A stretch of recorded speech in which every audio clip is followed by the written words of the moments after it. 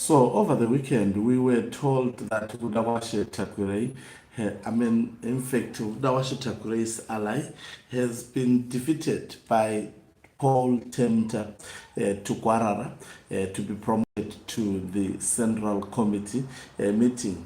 Paul Temta Tugwarara used almost the similar strategy with Budawashe Takurei. It appears Budawashe Takurei had his preferred candidate to emerge as a Central Committee member, particularly in Manicaland, the province where Paul Temta Tugwarara is hailing from. But guess what?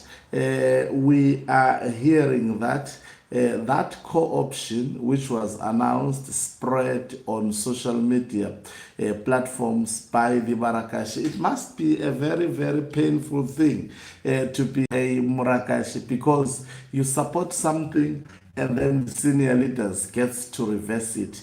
Now the question is, who could have influenced the nullification of Central Committee co-option of Paul Temta Tugwarara in ZANU-PF? And I have been saying that there is now a new factions are emerging within the faction of Emerson Tambudzo Mnangagwa. We know that Budawashe Takurei was promised the presidency. Equally so, it appears Paul Temta Tugwarara had also similar ambitions, but they are thwarting his ambitions so fast. In a letter that is dated 11 December, that is 2025, and 11 December, it's yesterday, and it's addressed to the provincial chairperson of Manicaland, that is T. Mukodza, who is the provincial chairperson. It says reference,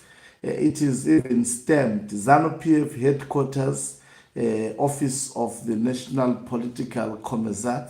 Let's read the contents of this letter to get a clue before I actually say more. It says the Commissariat Department has established that Manicaland Provincial Coordinating Committee convened a meeting on Sunday, 7 December 2025, during which Comrade Dr. Paul T. Tugwarara was co-opted as a Central Committee member, filling a vacant post left by Comrade Dorothy Mabika.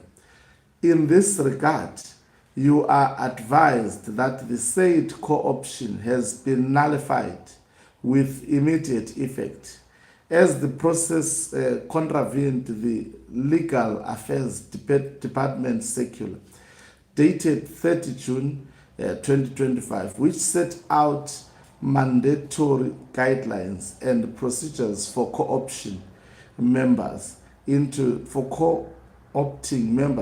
the Central Committee. Among other key provisions, the circular stipulates that any replacement must be drawn from the same administrative district as the outgoing member. In this case, the appropriate candidate for the vacancy must originate from Chipinge Administrative District.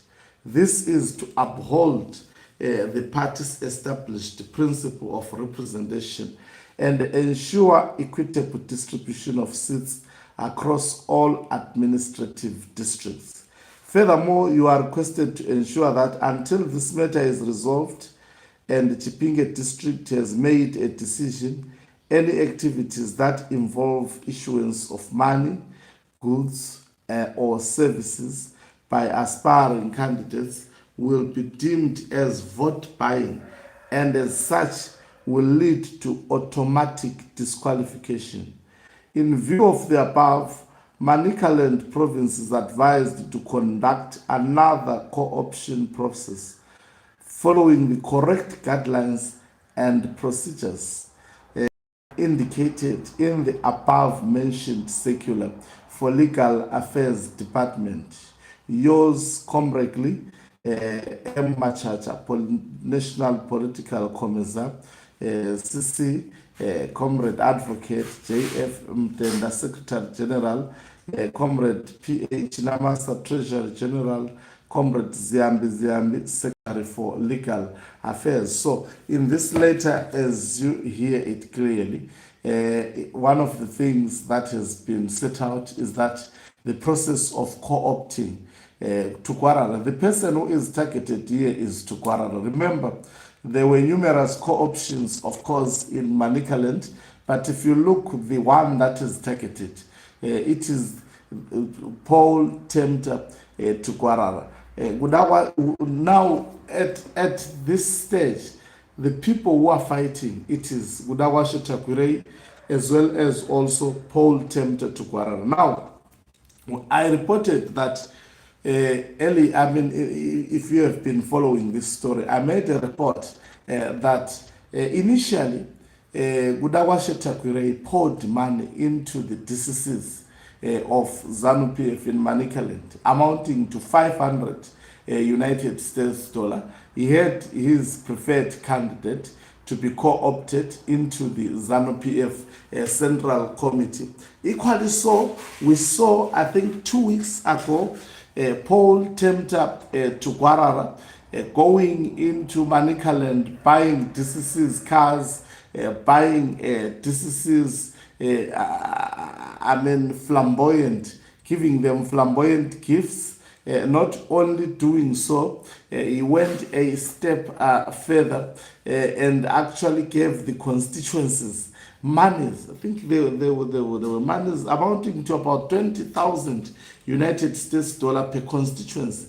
If I'm not mistaken, he bought a cement to construct Manicaland, actually provincial offices. And all the DCCs, including the PC, they were bribed with monies. He spent, I think, more than what Gudawashe poured to the conference. This is the similar approach that was done by Gudawashe Takwirei to emerge into the ZANU-PF Central Committee. And also, remember, here Gudawashe Takwirei was trying to gauge how powerful he is. And similar characters such as Jacob Mutenda, not Jacob Mutenda, rather, Mnyaradzi Machacha, who are writing these letters and being at the national office. These are people who are in the payroll of Gudawashe Takwirei, and it is said Gudawashe Takwirei was trying to gauge his power in Manicaland. He thinks he wants to be popular in all ZANU-PF structures across Zimbabwe. So seeing Tugwarara emerging, beating him because he also poured money, just like what he did. He put 500,000 United States dollars. It appears that this did not go well with actually Gudawashe Takwirei, who ran to Emerson Tambutso Mnangagwa and made noise. And the bedroom of Mnangagwa is more closer to Gudawashe Takwirei. It appears to have anointed Gudawashe Takwirei as the preferred successor of Emerson Tambutso Mnangagwa. But I have said it also that he should never at any point trust Emerson Tambutso Mnangagwa and think that Mnangagwa will actually anoint him rather than his children to take over from him. But under the circumstances, for the purposes of wanting his money to be used to carry out a nefarious agenda, to extend his term of office up to 2030, Emerson Tambutso Mnangagwa is not at all worried about the activities that are done by Gudawashe Takwirei. So and also Paul Tugwarara has been warned. Number one, he has been told through this letter that I have just read that we don't want to see you giving further gifts to the DCCs in Manicaland province. In fact, they don't want him to be co-opted. Now, if you look at what ZANU-PF did to this lady, Dorothy Mabika, what they did when she emerged as the provincial chairperson of Women's League, because they feared that she had connections with retired General Chiwenga. They did a similar approach. A letter was written after she emerged as the victor that you are not, you did not follow the proper process. I must underscore that ZANU-PF doesn't follow proper processes, especially when carrying out internal power struggles. It doesn't follow processes. So if you see them reversing, you're coming through to power, then understand that the bedroom of Emerson Tambutso Mnangagwa did not approve this. It appears also Paul Tempter Tugwarara was growing big-headed.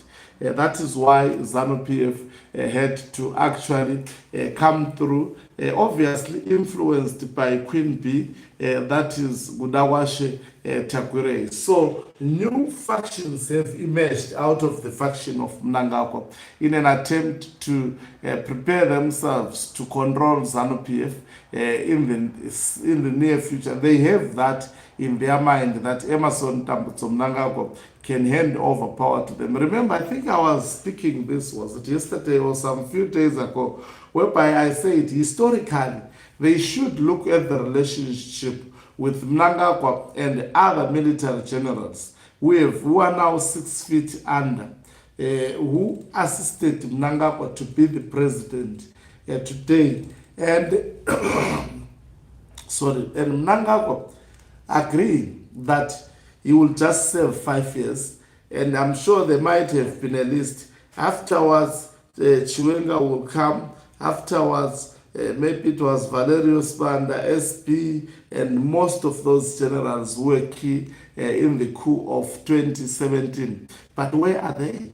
Most of them, they are 6 feet under. He also equally wanted retired General Chiwenga to be 6 feet under, but he is still surviving.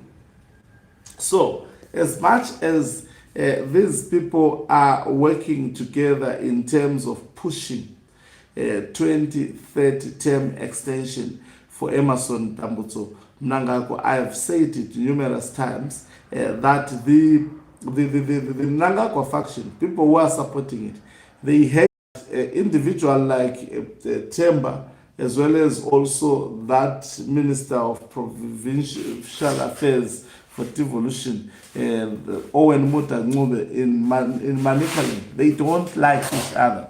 They hate each other with passion. They have to pretend to be together because they are actually trying to push the interest of Emerson Tambutso Mnangagwa. But in reality, these individuals do not like each other. They are trying to unite under Emerson Tambutso Mnangagwa, but behind the scenes, they are also trying to outsmart each other. There is a lot of competition amongst them. I think this will send a clear signal to Paul Tempter Tugwarara. They are not so good also with also Gudawashe Takwirei. These are not good characters, but to see them fighting, I think it's music to the people of Zimbabwe. It shows that in this bid for Emerson Tambutso Mnangagwa to mutilate the constitution, God somehow is hearing the prayers of the people of Zimbabwe. They should fight on their own until actually they have destroyed each other, and then the people will actually take their country back.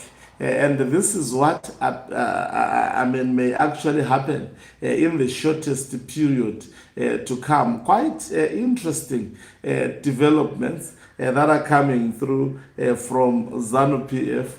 Gudawashe Takwirei trying to actually close anyone ambitious to be at the same level with him. It appears Tugwarara wanted to take a risk without getting approval from Emerson Tambutso Mnangagwa to be co-opted in Manicaland, being his home province. But this has been reversed. And who actually influenced this reversal? It is none other than Gudawashe Takwirei. Remember, he bought all the Central Committee members. Essentially, he bought all the Politburo members of ZANU-PF, and he has influence in individuals like Nyaradzi Machacha, in individuals like Jacob Mutenda, in individuals like this fellow is called Patrick Chinamasa. He has strong influence on these individuals, and also he has influence on the Emerson Tambutso Mnangagwa faction. The drama is just beginning. It remains to be seen whether Tugwarara will back down, and if he back down, the question is what would be his next course of action. This is an embarrassment to the pompous Paul Temta Tugwarara, embarrassed by Gudawashe